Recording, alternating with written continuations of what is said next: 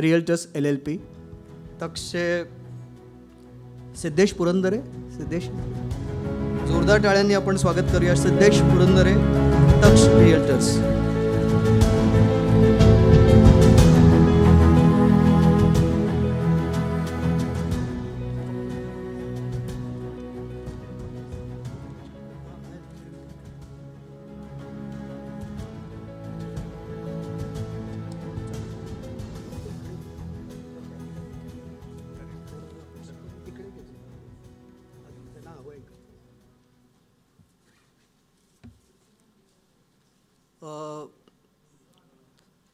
तक्ष रिअल्टर्स यांचं वैशिष्ट्य असं आहे की त्यांचं अंडर वन रूफ सगळ्या बऱ्याचशा सुविधा ते देत असतात.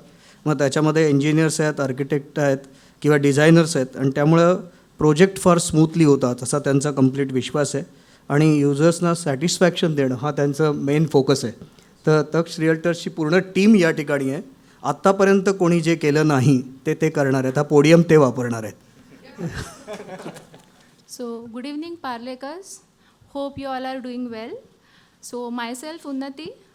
So, today I am representing Taksh Realty and Sky Consultants and License Surveyors.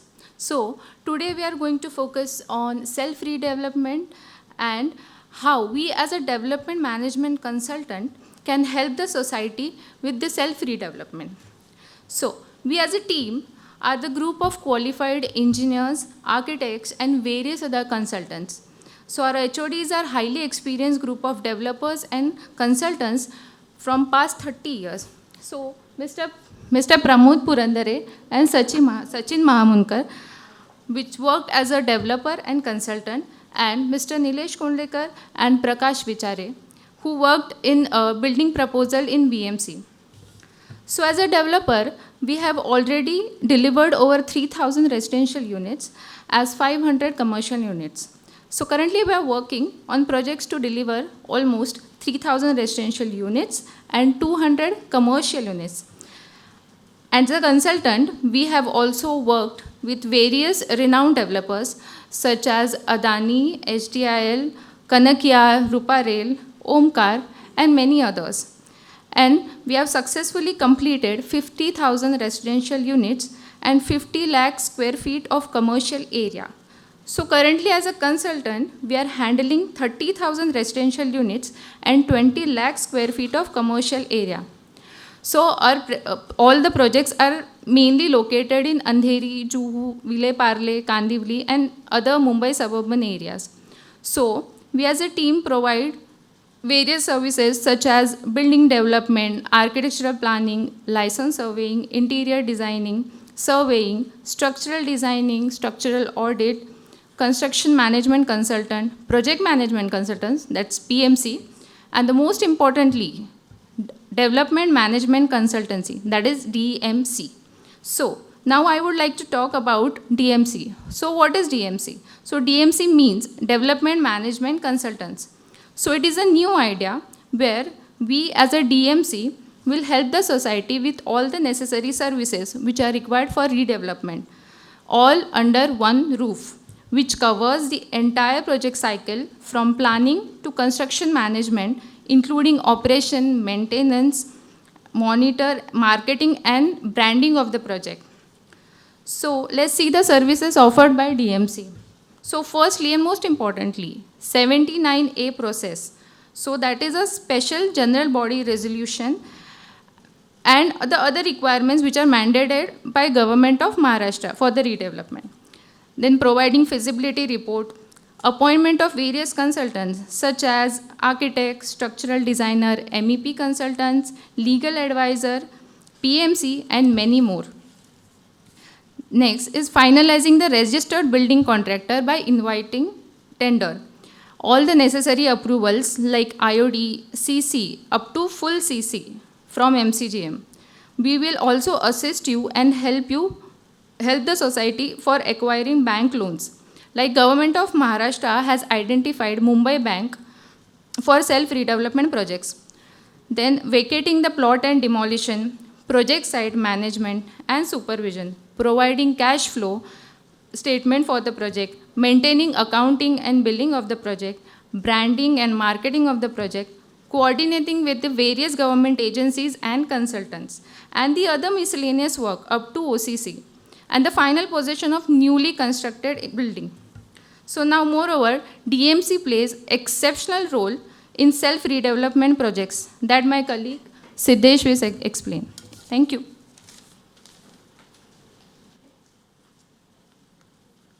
Thank you Unnati. Hello everyone. आपण पार्लेकरांसाठी सेल्फ डेव्हलपमेंट ही वस्तू काही नवीन नाही आहे. ही खूप म्हणजे आधी पण लोक करत होते. तर पूर्वी कसं होतं की पार्ल्यामध्ये बरेचसे बंगलो स्कीम्स होते, ते नंतर TP स्कीममध्ये कन्वर्ट झाले. तर ते एकदा जशी डिमांड वाढली तशी लोक सबअर्ब्सकडे यायला लागले. तर त्या डिमांडचा फायदा ते जे कोण छोटे स्मॉल प्लॉट ओनर्स होते त्यांनी घेतला. त्यांनी काय केलं, त्यांनी एक सोसायटी बनवली. त्याच्यानंतर त्यांनी कॉन्ट्रॅक्टर्स आणि आर्किटेक्ट्सना अपॉइंट करून एक बिल्डिंग बनवली. आणि आता त्या बिल्डिंग्स आहेत त्या सगळ्या ऑलमोस्ट अराउंड 30-40 इयर्स जुन्या झालेल्या आहेत आणि त्यांना खूप रिडेव्हलपमेंटची गरज आहे. तर असे काही बरेचसे फॅक्टर्स आहेत की बिकॉज आपलं जुनं TP स्कीम होतं तर छोटा प्लॉट होता त्याच्यामुळे, आणि फिक्स रोड विड्थ होती, आणि मेन इश्यू आहे एव्हिएशनचा. आपल्याला हाईट नाही मिळत आहे एअरपोर्ट असल्यामुळे. तर अशा काही जे प्लॉट्स आहेत जे बिकॉज की डेव्हलपर्स आहेत त्यांची काही फिजिबिलिटी बसत नाहीत, तर ते अजून तसेच राहिलेले आहेत. तर त्यांना एकच पर्याय बाकी राहतो की सेल्फ रिडेव्हलपमेंट करावं. तर सेल्फ रिडेव्हलपमेंटबद्दल अजून तुम्हाला माहिती देण्यासाठी मी सौरभला इन्व्हाइट करतो. थँक्यू सिद्धेश. सेल्फ रिडेव्हलपमेंट समजून घेण्यापूर्वी आपण बघूया डेव्हलपर ॲक्च्युली प्रोजेक्ट इम्प्लिमेंट कसा करतो. सर्वात प्रथम तुम्हाला ही माहिती असेल, एखादा प्रोजेक्ट डेव्हलप करताना सर्वात महत्त्वाचं असतं ते सोसायटी मेंबरचा कन्सेंट. नंतर तो करतो त्यांच्या सोसायटीकडे असणारे डेव्हलपमेंट राईट्स तो स्वतःकडे घेतो. त्याचप्रमाणे कन्सल्टंटचे अपॉइंटमेंट असतात, आर्किटेक्टचे अपॉइंटमेंट असतात. त्याचप्रमाणे विविध कन्सल्टंट जे आपल्या प्रोजेक्टसाठी लागतात त्या सगळ्यांसाठी ची मदत घेऊन डेव्हलपर प्रोजेक्ट करत असतो. तर हेच करत असताना आपल्याला सेल्फ डेव्हलपमेंटसुद्धा हीच गरज लागते. पण सेल्फ डेव्हलपमेंटमध्ये फायदा काय, ते डेव्हलपमेंट्स राईट असतात, ते डेव्हलपमेंट राईट्स हे स्वतःकडेच असतात. त्यामुळे तुमचा प्रोजेक्टवर पूर्णपणे कंट्रोल राहतो. त्याचप्रमाणे सोसायटी मेंबर्सला additional carpet area, additional amenities मिळतात. त्याचमुळे वेळेत ताबा मिळतो घरांचा. आणि सर्वात महत्त्वाचं म्हणजे जो डेव्हलपरला प्रॉफिट होत असतो तो प्रॉफिट जवळजवळ तो सोसायटीकडेच राहतो. त्यामुळे ते सोसायटीसाठी खूप बेनिफिशियल होऊन जातं. त्याचप्रमाणे आपल्या गव्हर्नमेंटने सुद्धा सेल्फ डेव्हलपमेंटला चालना देण्यासाठी व प्रोत्साहन देण्यासाठी काही सवलतीसुद्धा दिल्या आहेत. त्यामध्ये 10% ॲडिशनल FSI असतं. त्याचप्रमाणे टॅक्स, GST, स्टॅम्प ड्युटीमध्ये रिलॅक्सेशन असतं. रोड विड्थमध्ये रिलॅक्सेशन असतं. आणि सर्वात महत्त्वाचं म्हणजे जे आपल्या रिडेव्हलपमेंटला अप्रुव्हल्स लागतात, NOC लागतात, त्या सर्व त्यांनी एका सिंगल विंडो सिस्टीमखाली देण्याची मुभा आपल्याला दिलेली आहे. मग हे सर्व करत असताना तुम्हाला एका एक्सपर्टीज टीमची गरज लागते. ती एक्सपर्टीज टीम आम्ही तुम्हाला प्रोव्हाइड करतो. जसं माझ्या कलिगने म्हटलं की आम्ही ॲज अ DMC मॉडेलमध्ये आम्ही आर्किटेक्टच्या अपॉइंटमेंटपासून ते कॉन्ट्रॅक्टरच्या अपॉइंटमेंटपर्यंत, त्याचप्रमाणे सोसायटीची जनरल मीटिंगपासून ते शेवटपर्यंत पोझिशन देईपर्यंत सर्व प्रोसेस हे आम्ही करतो. आणि ह्या तुम्हाला सर्व्हिसेस एका रूफखाली तुम्ही DMCच्या अंतर्गत आम्ही तुम्हाला देतो. आता सर्वांचा प्रश्न असेल की हा प्रोजेक्ट करत असताना फंड्सचं काय करायचं, फंड्स कुठून आणायचे. तर त्यासाठी पण आम्ही काही पर्याय दिले आहेत. जसं की इक्विटी इन्व्हेस्टमेंट, बँक लोन्स आणि फायनान्सिंग. बँक लोन आणि फायनान्सिंगने गव्हर्नमेंटने सुद्धा मुंबई बँकला नोडल एजन्सी म्हणून अपॉइंट केलेलं आहे. त्याचप्रमाणे सेल्फ फंडिंगमध्ये सोसायटी मेंबर्सकडून फंड कलेक्ट करून तो प्रोजेक्ट इम्प्लिमेंट करतात. त्याचप्रमाणे कॉन्ट्रॅक्टर फायनान्सिंग असते. आणि जो सेल आपला प्रोजेक्टमधून जनरेट होतो तो आपण प्री सेल करून फंड्स रेज करू शकतो. तर ह्या सर्व करताना हे DMC मॉडेलची नक्की उद्दिष्ट काय होती. गेली कित्येक वर्ष पार्ल्यामध्ये जवळजवळ बिल्डिंग या रिडेव्हलपमेंटपासून वंचित राहिल्या होत्या. त्या सोसायटींना रिडेव्हलप करण्यासाठी आणि त्या राहत्या घरापेक्षा अधिक क्षेत्रफळ कसं मिळेल यासाठी आम्ही प्रयत्न करत आहोत. आणि तुम्हाला अधिक DMC मॉडेल आणि सेल्फ डेव्हलपमेंटबद्दल माहिती हवी असेल तर तुम्ही आमच्या या नंबर आणि ॲड्रेसवर कॉन्टॅक्ट करू शकता. Thank you all. Thank you. One question. this is a real need in Vele Parle, 100% real need. Yes, yes. There are 2-3 major problems in self-redevelopment which normally a lot of people face. One is the speed money that needs to be given, how it will be given, and what happens to that. I'm talking very plainly about that. Secondly, what happens when there is a problem in terms of a few members not agreeing. It requires 100% of all members to agree, I assume. Secondly, thirdly, Mumbai Bank has a lot of pending list, and they are not giving loans immediately. That's what I have heard. So I do not know the reality. You may be able to tell me. And fourth, I want to know if this all is feasible, how many buildings have really happened up till now, self-redevelopment with your help in Vile Parle? Basically विलेपार्लेमधल्या ज्या buildings आहेत त्या बिल्डिंग्समध्ये आम्ही जो काय study केलेला आहे, कारण आम्ही ऑलरेडी 25 वर्ष रिअल इस्टेटमध्ये आहोत. तुम्ही ऐकलेलंच आहे की आम्ही 50,000 घरांची डिलिव्हरी दिलेली आहे. सगळ्या मोठ्या डेव्हलपरांसाठी ॲज अ कन्सल्टंट म्हणून आम्ही काम करतो आहे. त्याचबरोबर आम्ही स्वतः डेव्हलपर म्हणून सुद्धा काम करतो आहे. आमचे पार्ल्यामध्ये प्रोजेक्टसुद्धा आहेत. आमच्याकडे जेव्हा मागच्या 5 वर्षामध्ये आमच्याकडे जेव्हा प्रोजेक्ट्स आले तेव्हा आम्ही त्याचा एक स्टडी केला. तर डेव्हलपर म्हणून आम्हाला जेव्हा 50 ते 60% प्रॉफिटेबिलिटी लागते, तर पार्ल्यातले बरेचसे बिल्डिंग्स अशा आहेत की त्या 25%च्यापर्यंत प्रॉफिटेबिलिटी देऊ शकतात आणि त्यांची डेव्हलपमेंट होऊ शकते. फक्त काय डेव्हलपर त्याच्यात इंटरेस्टेड नाही आहेत. आणि अशा बिल्डिंगमध्ये जे प्रॉफिट मार्जिन आहे, तर पार्ल्याचं मार्केट असं आहे की पार्ल्यात एकतर रेट चांगला आहे. दुसरी गोष्ट, पार्ल्यामध्ये जे काय फ्लॅटची अवेलेबिलिटी आहे ही लेस आहे. बाकीच्या एरियामध्ये कसं आहे की जर मी 40% बिल्डिंग रिहॅबिलिटेशनसाठी वापरतो आहे तर 60% फ्लॅट जनरेट होत आहेत. पार्ल्यामध्ये तो रेशिओ जर 70 आणि 30% जरी असला तरीसुद्धा आपल्याकडे प्रॉफिटेबिलिटी येऊ शकते. फक्त त्यासाठी काय आहे, सगळ्यात महत्त्वाचं काय होत होतं की सेल्फ डेव्हलपमेंटला येताना लोकांना कसं आहे की पहिली गोष्ट म्हणजे वेगवेगळ्या कन्सल्टंटबरोबरचे जे काय त्यांचे काम करायला लागतं आहे, हे काम करताना कुठलाही कन्सल्टंट जो आहे तो रिस्पॉन्सिबिलिटी घेत नाही आहे. कारण तुम्ही बघितलं असेल की पार्ल्यातले बऱ्याचशा बिल्डिंगमध्ये PMC अपॉइंट झालेला आहे, तो पुढे टेंडरपर्यंत गेलेले आहेत, त्याच्यानंतरही कोणी डेव्हलपर आलेला नाही किंवा कॉन्ट्रॅक्टरही आलेला नाही आहे. ही जी लोकांची फेअर आहे त्या फिअरच्याच दृष्टीने आम्ही हे एक DMC मॉडेल केलेलं आहे. डेव्हलपमेंट मॅनेजमेंट कन्सल्टंट म्हणून आम्ही जेव्हा काम करतो त्यावेळेला आम्ही पूर्णपणे रिस्पॉन्सिबिलिटी घेतो आहे, कारण आम्ही हा सगळं पूर्ण वन विंडोखाली देतो आहे. आणि आमचा जो काय एक्सपर्टायझी आहे ॲज अ डेव्हलपर, आम्ही ऑलरेडी 3,000 घरं डिलिव्हर केलेली आहेत. आता ऑनगोईंग आमचे 3,000 घरं देतो आहे. प्लस ज्या मोठमोठ्या डेव्हलपरांबरोबर आम्ही काम केलेलं आहे त्यांच्या जे काय प्रॉब्लेम्स आलेले आहेत, म्हणजे जर तुम्ही आमच्या लिस्टमध्ये बघितलं आहे तर सगळे जे डेव्हलपर्स आहेत हे पार्ल्यातले काय अख्ख्या मुंबईमधले वेल डेव्हलपर्स आहेत. आणि 50,000 घरं मुंबईमध्ये डिलिव्हर करणं ॲज अ आर्किटेक्ट म्हणून किंवा कन्सल्टंट म्हणून हे खूप मोठी गोष्ट आहे. आणि त्या हाच जो काय आमचा पास्ट एक्सपिरियन्स आहे 25 वर्षाचा, तो पूर्ण आम्ही याच्यामध्ये टाकतो आहे. आणि जी आमची यंग जनरेशन आहे त्यांना नेहमीप्रमाणे तुम्हाला माहिती आहे की प्रत्येक यंग जनरेशनला असं असतं की जो काय आपला फॅमिली बिझनेस आहे त्याच्या व्यतिरिक्त आपल्याला काहीतरी करायचं आहे. तर त्यांनी ही एक थीम आणलेली आहे. त्या थीममध्ये सगळ्यात महत्त्वाचं जे फंडिंग आहे, कारण आम्ही पूर्ण याच्यामध्ये तुम्ही बघितलं असेल तर बाकी कुठल्याही गोष्टीवरती जास्त बोललेलो नाही, आम्ही बोलतो आहे फंडिंगवरती. कारण सगळे आपल्याला मराठीमध्ये आपण म्हणतो की सगळी सोंग आणता येतात, पैशाचं सोंग आणता येत नाही. तर ह्यात आम्ही जो काय म्हटलं, आम्ही बँकला तुम्ही जो प्रश्न विचारला त्याला उत्तर असं आहे की आम्ही मुंबई बँकेसाठी थांबत नाही आहोत. आम्ही आमची जी स्ट्रॅटजी आहे ॲज अ डेव्हलपर, आम्ही जी स्ट्रॅटजी वापरतो ती स्ट्रॅटजी आम्ही पूर्णपणे तुम्हाला इंट्रोड्यूस केलेली आहे. आणि कुठलाही डेव्हलपर हा केशातले पैसे टाकत नाही, तो सुद्धा हेच करतो. आणि ज्या वेळेला पहिली गोष्ट म्हणजे काय की मार्केटेबलचा जो काय फ्लॅट आहे, जर आजच्या तारखेला आमचं जे काही डिझाईन युनिट आहे, आम्ही असं कित्येक डेव्हलपरांच्यासाठी हे काम केलेलं आहे. त्याच्यामुळे आम्हाला एक्सपिरियन्स आहे की कुठला फ्लॅट मार्केटमध्ये विकला जाईल. आज जर फ्लॅट मार्केटेबल, सगळ्यात महत्त्वाची गोष्ट म्हणजे पार्ल्याची आज स्ट्रेंथ आहे. आम्ही पार्ला का टार्गेट केलेलं आहे, एकतर आम्ही पार्लेकर आहोत, हे पहिली गोष्ट. आणि पार्ल्यात काय झालं आहे की आताच्या तारखेला जरी 60 बिल्डिंग चालू आहेत पण प्रत्येक रोडवरती एक बघतोय आपण, एक बिल्डिंग चालू आहे, त्याच्या बाजूची एक बिल्डिंग अगदी डिलॅबेटेड झालेली आहे, पण तिला कोणीच नाही आहे. त्या बिल्डिंगची पण डेव्हलपमेंट व्हावी असं आम्हाला वाटतं आहे.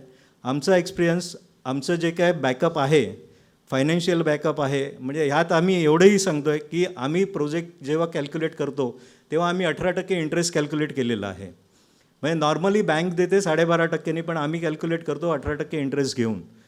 म्हणजे आम्ही लोकांनाही ऑफर देतो आहे की जर, आणि ह्याच्यात सेल्फ डेव्हलपमेंटमध्ये आम्ही एक जो नवीन मॉडेल आणतो आहे त्यात आम्ही असं करतो आहे की तुम्हाला एक्स्ट्रा एरिया परचेस करायची गरज नाही आहे, पण तुम्ही जो काही तुमच्याकडे असलेले पैसे आहेत ते इन्व्हेस्ट करा. कारण मी जर 18% इंटरेस्ट कॅल्क्युलेटच केलेला आहे, तर तुम्ही बँकेमध्ये ठेवलेल्या पैशाला ॲज अ सोसायटी तुम्हाला जर त्याच्यात 12% इंटरेस्ट जरी देत असेल तरी तुम्ही त्यात येऊ शकता. आणि त्याच्यासाठी लिमिटेशन नाही आहे. कारण पूर्वीच्या ज्या सेल्फ डेव्हलपमेंटचे हे होत्या त्या सगळ्या स्कीममध्ये काय होतं की तुम्ही 50 स्क्वेअर फीट एरिया घ्या, 100 स्क्वेअर फीट एरिया घ्या. पार्ल्याच्या रेटप्रमाणे जर बघितलं तर मिनिमम 20 लाख रुपये ते 50 लाख रुपये जर इन्व्हेस्ट करायचे आहेत तर कुठलाही मेंबर ते करायला तयार नाही आहे. पण मी जेव्हा त्याला सांगतो की तुम्ही 32 मेंबरात तुम्ही 5 लाख रुपये इन्व्हेस्ट करा, फक्त 2 करोड रुपयामध्ये तुम्हाला जे इनिशियली अप्रुव्हल्स आहे ते अप्रुव्हल मी घेऊन येतो आणि त्याच्यानंतर आपण बँकेचं लोन घेऊ शकतो किंवा आपण आपल्या इन्व्हेस्टरला जाऊ शकतो. इवन आम्ही जे थर्ड पॉईंट सांगितलेलं आहे, आमच्याकडे असे असंख्य कॉन्ट्रॅक्टर्स आहेत जे मटेरियल घेऊन काम करत आहेत किंवा 40% त्यांना कॅश कॉम्पोनंट द्यायचं आहे, उरलेलं 60% ते मटेरियल देतात. ह्या सगळ्या गोष्टी आम्ही करतो आहे कारण जो आमचा पास्ट एक्सपिरियन्स आहे. कारण 90% काय झालेलं आहे की आर्किटेक्ट्स आणि PMC जे आहेत हे कोणी डेव्हलपर नाही आहेत. त्याच्यामुळे फायनान्सच्याबद्दलचा जो सगळे प्रोजेक्ट अडतात कुठे तर फायनान्सच्या ठिकाणी, आणि तो फायनान्स आणणं आणि ह्या सगळ्या गोष्टीचा आमचा पास्ट एक्सपिरियन्स आम्ही आमच्या ह्या यंग जनरेशनकडे पास ऑन करणार आहोत. त्यामुळे याच्यातली सक्सेसिबिलिटी 99% असणार आहे. माझे काही प्रश्न आहेत थोडेसे. कॉर्पस, पहिला हा प्रश्न तुम्ही हाताळलात. दुसरा प्रश्न असतो की मेंबर्सना आज किती म्हटलं तरी जेव्हा बिल्डर येतो त्यावेळेला तो रेंट देत असतो प्रोजेक्ट पूर्ण होईपर्यंत. ती स्वतःची सोय मेंबर्सना करायची असते राहण्याची, कारण त्यांना रेंट मिळणार नसतं. नाही, आमचा जो कन्सेप्ट आहे, आमच्या कन्सेप्टमध्ये आम्ही तुम्हाला रेंट पण देतोय, कॉर्पोरेट पण देतोय. अच्छा, कॉर्पोरेट पण देताय. ओके.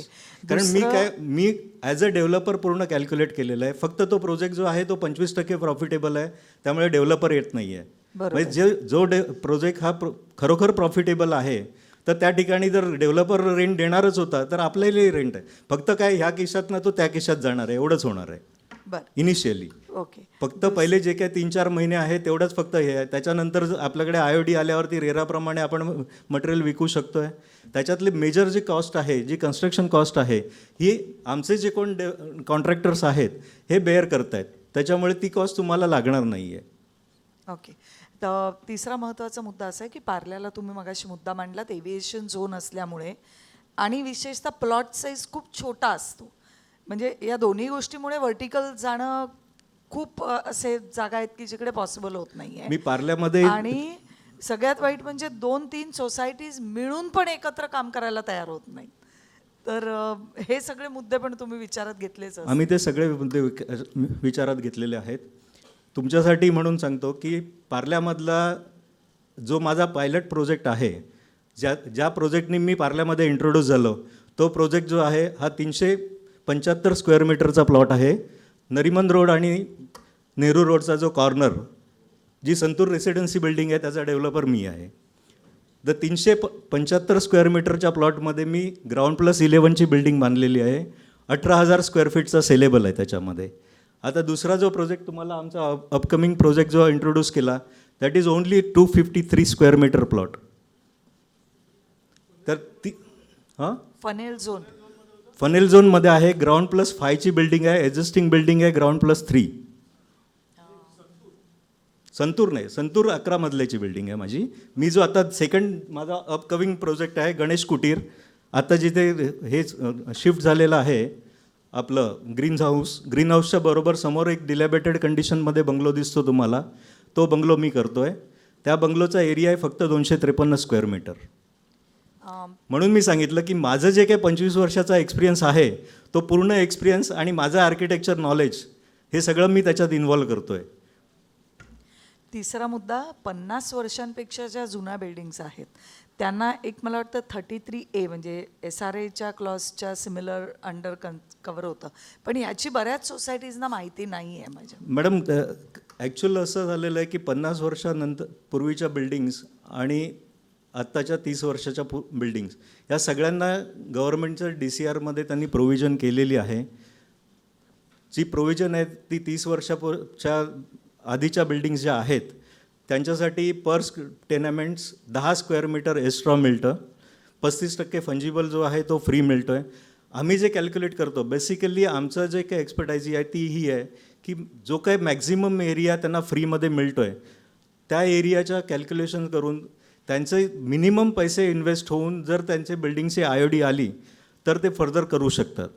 आणि ह्या गोष्टी आम्ही बऱ्याचशा म्हणजे ज्या 5 वर्षाच्या माझ्या एक्सपिरियन्समध्ये माझ्याकडे जितक्या बिल्डिंग्स आलेल्या आहेत त्या सगळ्या बिल्डिंगींचा स्टडी करूनच केलेलं. म्हणजे बेसिकली मी जो टार्गेट करतो आहे तो पार्ल्यामध्ये न होणाऱ्या बिल्डिंग्स आहेत, जसं की संत जनाबाई रोड आहे जिथे हाईट रिस्ट्रिक्शन्स आहे. इवन आपलं जर तुम्ही बघितलं तर आत्ताच्या तारखेला स्पाईसच्या समोर जे इंटायर बिल्डिंग्स आहेत किंवा त्या लाईनमधल्या बिल्डिंग्स आहेत ह्या सगळ्या आहेत, पण त्या बिल्डिंगींनासुद्धा कमर्शियली बघितलं तर त्या बिल्डिंग होऊ शकतात. कारण आज समोर जो कमर्शियल एरिया आहे त्याचे रेट्स बघितले तर त्यांना ग्राउंड फ्लोअरवरती किंवा लोअर बेसमेंटवरती कमर्शियल घेऊन त्याला फिजिबिलिटी येऊ शकते. पण ही फिजिबिलिटी मी सांगितल्याप्रमाणे की ती डेव्हलपरसाठीची नाही आहे, ती इंडिव्हिज्युअलसाठी आहे आणि त्याचा बेनिफिट घेऊन आपण हे करू शकतो. पार्ल्यात फक्त काय होतं आहे की लोकांकडे आजही म्हणजे पार्ल्यात स्ट्रेंथ अशी आहे की पार्ल्यातल्या लोकांनी ऑलरेडी ह्या सगळ्या गोष्टी केलेल्या आहेत. पण आज जे काही गव्हर्नमेंटच्या जे पॉलिसीज आहेत आणि जे काही क्रिटिकल होत चाललेलं आहे की सगळ्या गोष्टीमध्ये आर्किटेक्ट हवा आहे, PMC हवा आहे, स्ट्रक्चरल इंजिनियर हवा आहे, हे प्रत्येक वेगवेगळे जे कन्सल्टंट आहेत ह्या सगळ्या कन्सल्टंटना एकत्र आणणं आणि त्यांची रिस्पॉन्सिबिलिटी घेणारा कोणतरी हवं आहे. बाकी काही नाही आहे. प्रत्येकाकडे पैसे आहेत. म्हणजे पार्ल्यात असं नाही आहे की जो कोण बिल्डिंगमध्ये राहतो आहे, कारण आज पार्ल्यातल्या प्रत्येक फ्लॅटची मिनिमम व्हॅल्यू हे 1 करोडपासून 3 करोडपर्यंत आहे. आज 1 करोडचा फ्लॅट ज्याच्याकडे आहेत त्याला मी जर सांगितलं की 5 लाख रुपये काढायचे आहेत तर तो काढू शकतो. दुसरी गोष्ट अशी आहे की पार्ल्यातल्या ह्या ज्या 30-40 वर्षापूर्वीच्या बिल्डिंगी आहेत त्यांचं आज रिपेअर करायला गेलं तर मिनिमम आज आम्ही जिथे जिथे स्ट्रक्चरल ऑडिट करतो आहे तिथे आम्हाला दिसतं की त्या बिल्डिंगींना ज्या वेळेला स्ट्रक्चरली आम्ही काम करायला जातो रिपेअर्सचं त्यावेळेला त्यांना मिनिमम 40 ते 1 करोडपर्यंत खर्च येतो आहे. आज तेच जे 40 लाख रुपये आपण स्वतः इन्व्हेस्ट केले तर आपल्याकडे IOD येऊ शकते, आपण फर्दर वर्क करू शकतो. तर ते का नाही करायचं? म्हणजे ते लिटरली मी म्हणजे ॲज अ टेक्निकल पर्सन आम्ही असं म्हणतो की जे काही 40-50 वर्षापूर्वीच्या ज्या बिल्डिंग आहेत त्या जेव्हा रिपेअर करता माझ्याकडे येतात तेव्हा मी तर त्यांना एकच सांगतो की तुम्ही एक 60 वर्षाच्या स्त्रीला ब्युटी पार्लरमध्ये घेऊन जाताय आणि ती ब्युटी पार्लरमधनं बाहेर येताना खूप सुंदर दिसते आहे, पण ते ब्युटी पार्लरमधनं बाहेर आल्यानंतर पुढल्या 5 वर्षानंतर परत ती तशीच दिसणार आहे. त्यामुळे हा जो अनाठाई खर्च करताय तुम्ही तो अनाठाई खर्च न करता तुम्ही स्वतःच्या सेल्फ डेव्हलपमेंटला जर तो केला तर खूप चांगलं होईल असं मला वाटतं आहे. Okay, thank you sir, thank you.